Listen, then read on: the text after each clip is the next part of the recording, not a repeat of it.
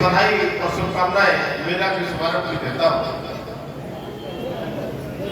अभी लाइब्रेरी ने अपना विस्तार से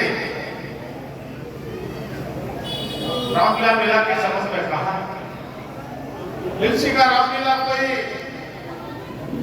नया मेला नहीं है। ये मेला वर्षों वर्षों से चला आ रहा है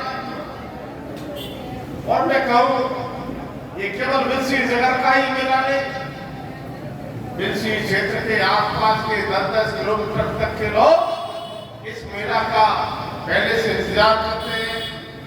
और मैं कहूँगा इस क्षेत्र का, नगर का ये मेला एक ऐसा मेला है, एक तरह से जहाँ पर एक तरह से रामलीला, राम के प्रति श्रद्धा, आस्था, हम राम की लीलाएं देखते हैं, तो दूसरी तरफ एक मनोरंजन का साधन भी देहात का रहता है। हम सब जानते हैं भगवान पुरुषोत्तम राम को क्यों कहा जाता है। हमेशा बड़े मर्यादाओं में रह करके वास्तव में मर्यादा सीखनी है तो रामायण को देखिए। रामायण के एक एक पात्र को देखिए और आज उसी को दर्शाने के लिए, दिखाने के लिए आपने रामलीला के लिए जो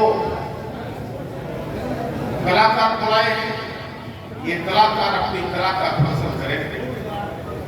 आज रामलीला में मुझे याद आता है जिस समय रामायण सीरियल आता था, उस रामायण सीरियल के लिए, रामायण सीरियल के कलाकारों को देखने के लिए जिस तरह से लोग अपना काम छोड़ देते थे, अपना किसी भी तरह से महत्वपूर्ण के जाना छोड़ देते थे और उस समय तो सीरियल का ये घंटा रामायण का होता था, उसके लिए लाइन लगाकर देखते थे।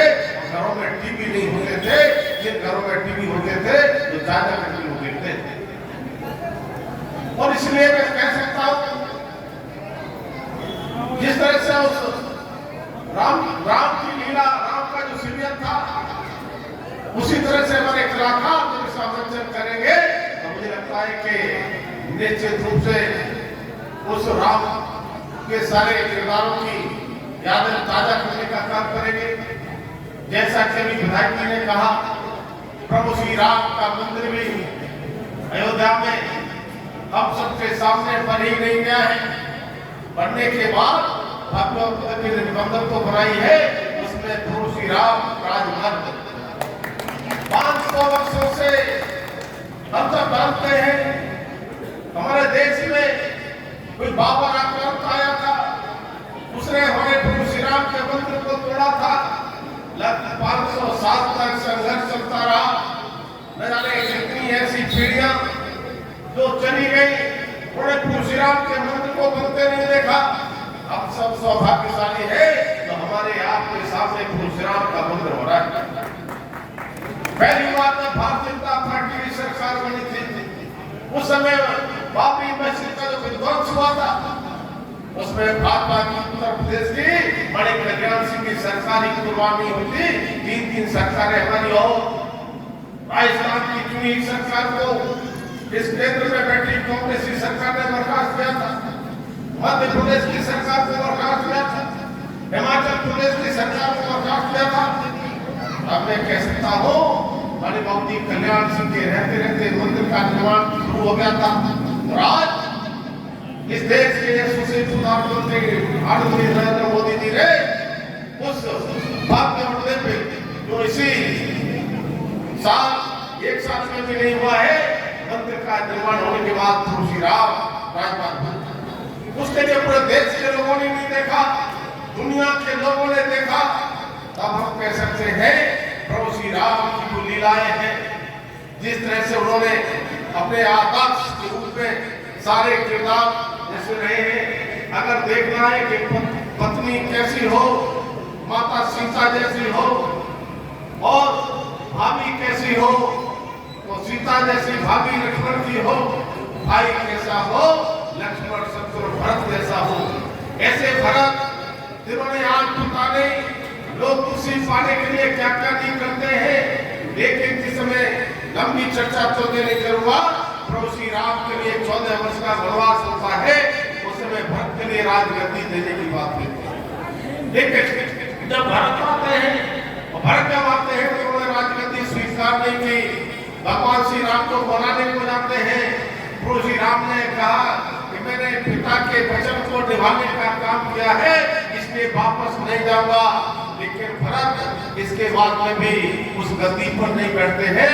उन्होंने प्रभु श्री राम की खड़ा को ला करके उस गद्दी पर बैठाकर उन्होंने अपने प्रभु श्री राम की आराधना करते हैं। और मैं कह सकता हूँ वो लंका, रावण की लंका माता सीता का हरण करके ले गया था, वही प्रभु श्री राम उन्होंने मर्यादाओं में रह करके जिस तरह से सबको इकट्ठा करके उसमें चाहे हमारे मानव सेना होगी, चाहे हमारे नलनील होंगे, चाहे हमारे उनके अनेक पुत्र होंगे, सबको ले जा करके लंका पर चढ़ाई करके उस लंका को दहन करने का काम हनुमान जी ने किया।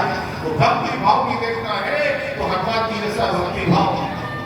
अब मैं उनकी घटनाएं में आपको ज्यादा याद नहीं दिलाऊंगा, हम सब जानते हैं, रामायण के माध्यम से देखेंगे। हमारे साथियों, तब आप सबसे मैं कहना चाहता हूँ इस रामायण के एक एक प्रसंग को हम देखेंगे।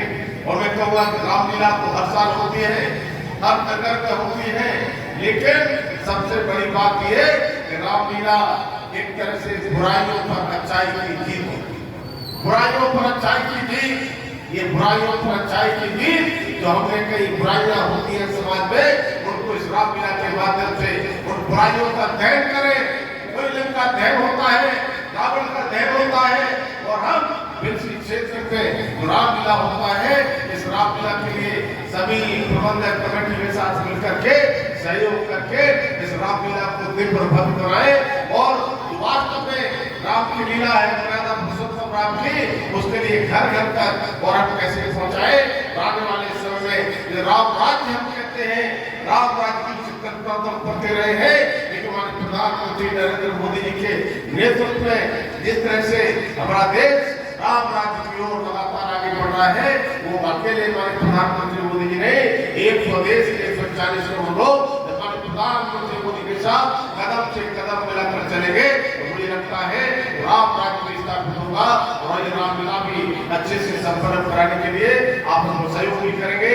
हमारे प्रशासनिक अधिकारी, सीओ, एसडीएम, हमारे पुलिस के लोग हैं, उनसे मेरा आप सबसे आग्रह है, जब तक मेला शुरू होने से लेकर के मेला का समापन नहीं होता, तब तक पूरी तरह से दुरुस्त होकर के कहीं कोई किसी प्रकार की कोई घटना न हो, कोई शांति व्यवस्था हमारी इसमें बनी रहे और हम मेले को संपन्न कराने का काम करेंगे।